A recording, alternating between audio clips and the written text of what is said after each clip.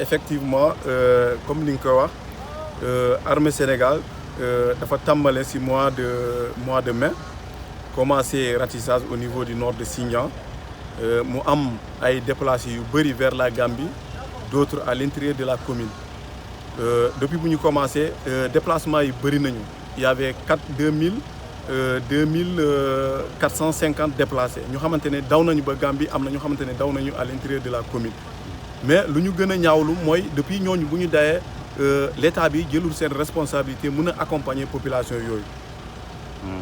lan mooy seen situation ñoom. voilà situation bi ils sont laissés à eux-mêmes population bi daa mel ni gars yi ils sont victimes daa mel ni état bi da leen di bàyyi noonu parce que ñeneen yi ñu ngi Gambie di souffrir même pour am mat yu ñu xamante ne loolu la ñuy toogee seen añ loolu problème la parce que xam na ne Gambie frontière ak Sénégal yu bëri Sénégal la ñuy utee mat léegi loolu bu amul population Gambie ñu ngi souffrir mais population sénégalaise tamit ñu ngi souffrir alors que état du Sénégal moo war a accompagner population sénégalaise yoo xamante ne ñu ngi foofu.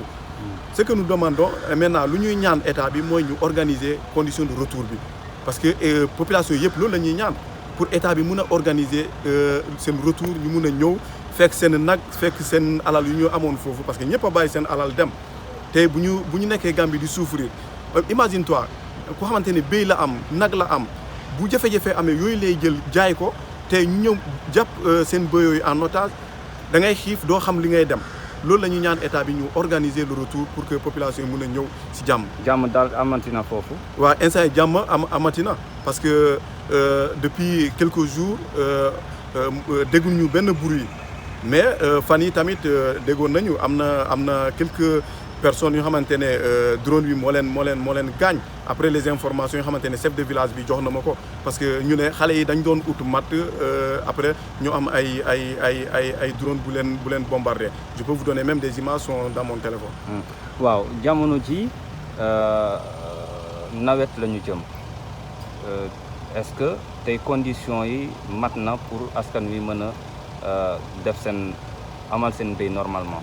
voilà loolu mun na wax ni conditions yi matagul parce que nit bu xamante ne booy dem àll sax yaa ngi ragal parce que ragal bi mooy lan est-ce que du ñu dem ñu bombarder ñu est-ce que bu ñu demee drone bi du ñëw bombarder ñu loolu yëpp peur la mais man li ma ñaan état bi mooy ñu organiser retour bi parce que l'hivernage la ñu jëm nit bu xamante ne fekk nga ko depuis 82 am na moom lu mu doon jàpp mu foog ne loolu la parce que situation Djibidione bi ñëpp xam nañ ko état bi xam nañ ko depuis yàgg na.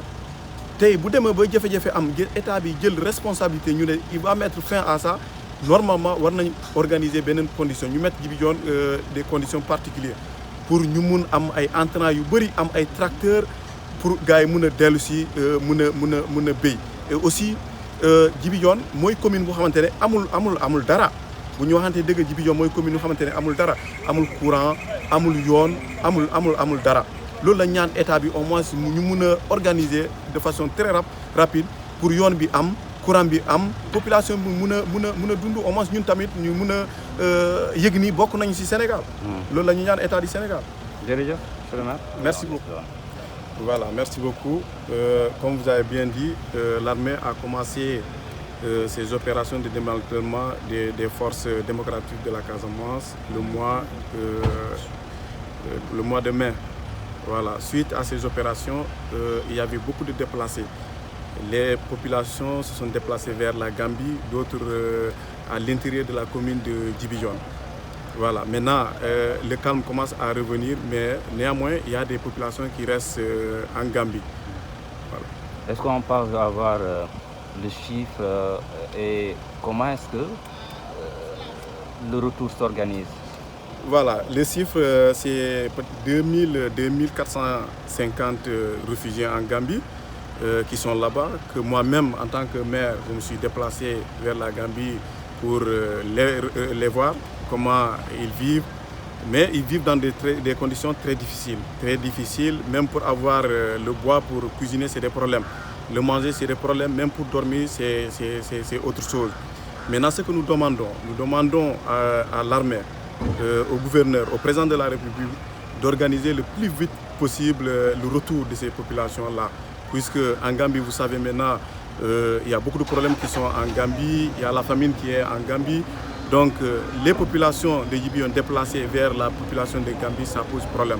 C'est cela que nous demandons à l'État du Sénégal de pouvoir prendre ses responsabilités et assister ces populations-là. Très bien. Aujourd'hui, il y a la peur qui s'installe au niveau de Djibiyon, puisque beaucoup de populations qui vont aller normalement dans les champs ont peur des bombardements, comme par exemple le drone qui tourne chaque jour au niveau de la localité. Mais aujourd'hui, ce que nous dénonçons aussi et ce que nous rappelons à l'État du Sénégal, c'est de pouvoir assister ces populations-là. Parce que depuis qu'on a commencé le démantèlement, il n'y a aucune assistance de la part de l'État du Sénégal. Et ce qui n'est pas normal. Parce que toutes ces populations-là qui sont de la commune de Djibiyon sont des populations du Sénégal. Donc aujourd'hui, nous aujourd'hui, on ne peut pas parler sur les opérations parce que nous ne connaissons pas les réalités. Mais ce que nous demandons à l'État du Sénégal, c'est pouvoir assister ces populations-là. Aujourd'hui, à l'approche de l'hivernage, pour les gens, on disait que la commune de Djibiyon, les gens cultivaient le sambringué. Oui, mais c'est depuis des années. Ça fait depuis 82. 82, moi, je n'étais pas né. Les gens sont en train de cultiver. Mais maintenant, au moment où l'État a décidé de mettre fin à ça, aujourd'hui, c'est l'approche de l'hivernage. L'État doit organiser et créer des conditions pour que les gens puissent venir et cultiver des choses licites. Parce que sinon, il y aura la famine qui va s'installer au niveau de Djibiyon. C'est ce que nous demandons à l'État du Sénégal, de mettre les moyens, de donner les entrants, de mettre les tracteurs et de désenclaver la commune de Djibiyon. Parce qu'il faut vous rappeler que c'est la seule commune qui n'a pas de courant, qui n'a pas d'électricité et qui n'a pas même de route. Ça, c'est déplorant. Aujourd'hui, si l'État veut réellement mettre fin à ça, il faut que l'État au moins mette les moyens de développement pour que les jeunes puissent travailler. Aujourd'hui, nous voyons, c'est la commune de Djibiyon qui est la commune avec 100 emplois. On n'a pas d'emploi. Donc aujourd'hui, nous demandons solennellement à l'État du Sénégal de pouvoir mettre les sources de développement pour que au moins la commune de Djibiyon puisse sortir de ce gouffre.